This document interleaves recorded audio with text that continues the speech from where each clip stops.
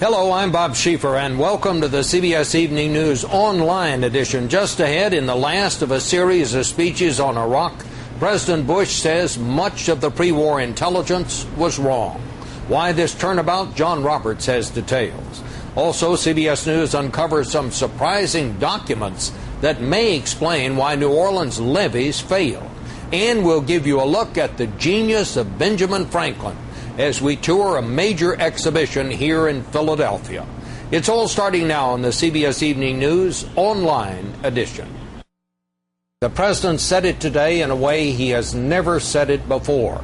We went to war in Iraq on the basis of bad intelligence. But he again described tomorrow's elections in Iraq as a watershed moment. And he said we cannot and will not leave until victory is achieved. The declaration came in a Washington speech, and John Roberts has our report. Scholars.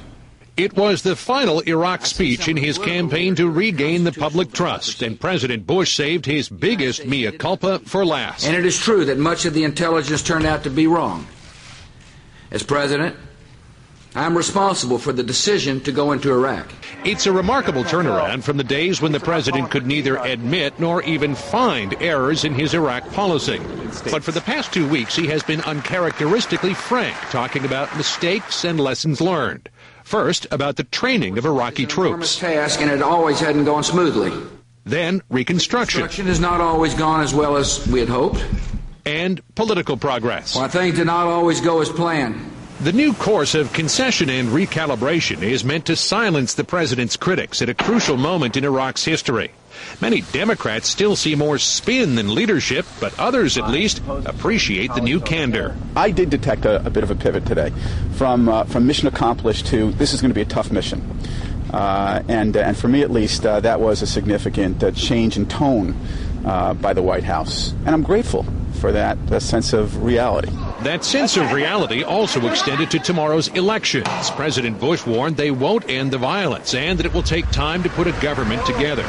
But his critics aren't in a patient mood. 40 Democratic senators today sent a letter urging the president to lean on Iraqi leaders for a sustainable political settlement, essential for defeating the insurgency. The Iraqis have to get their political house in order. They don't have that in order. They've got to do that. They have to do that.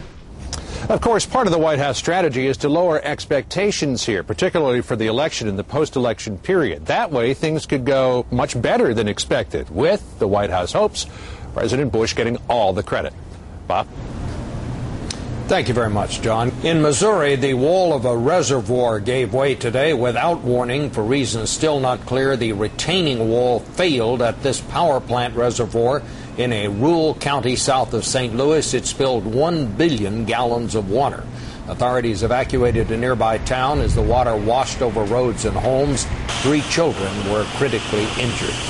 Louisiana Governor Kathleen Blanco was a key witness today as Congress continued its investigation of the Hurricane Katrina disaster.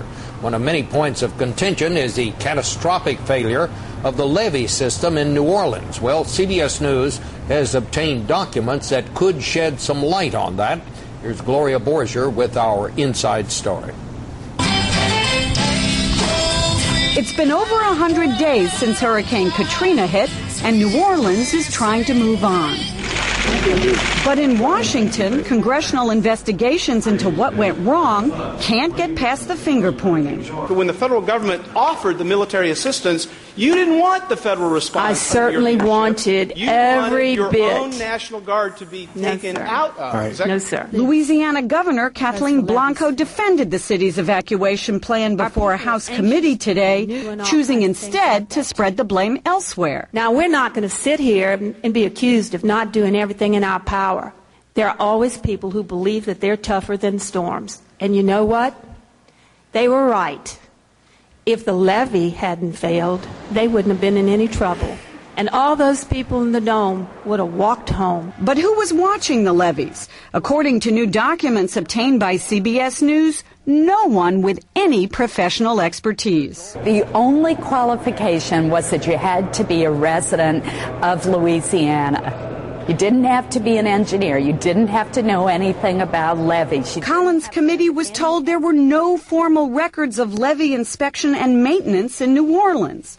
Instead, handwritten logs show that while levee landscaping was tended to regularly, the engineering was not. It was more to make sure that the levees looked good, that the grass was mowed, that the trash was picked up. There was no examination that we can find, no serious inspection to ensure that the levees were sound. Another point of controversy: when did the White House know about the levee breaks? One report sent to the White House Situation Room at 10:30 the night of the storm clearly mentioned a quarter-mile breach in the levee, that 2/3 to 75% of the city is underwater, and that hundreds of people were looking for rescue. Democrats want to subpoena White House documents, including the emails of White House Chief of Staff Andrew Card. But this administration is not likely to comply, Bob. Well, Gloria, it's well and good to find out whose fault all this wasn't, but what about the people down there? Whatever happened to all that money Congress was going to send down there? Well, Bob, $60 billion has already been approved.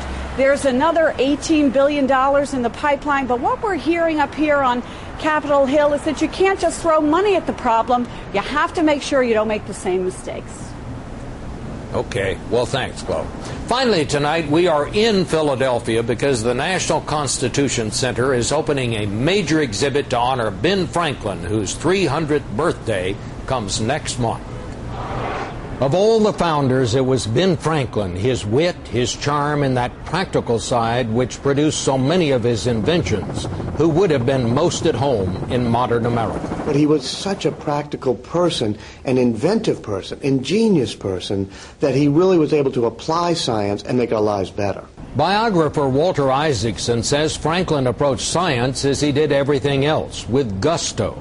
The remarkable thing is he came up with so much that we are still using 2 centuries later. He would say, what's hard to do? And he'd say, okay, let's make glasses better. Let's make a Franklin stove so we can heat our houses better. He even invented a device that could take down books from a top shelf with a little hand on it, because he was always looking for ways to make life more useful, practical, and better.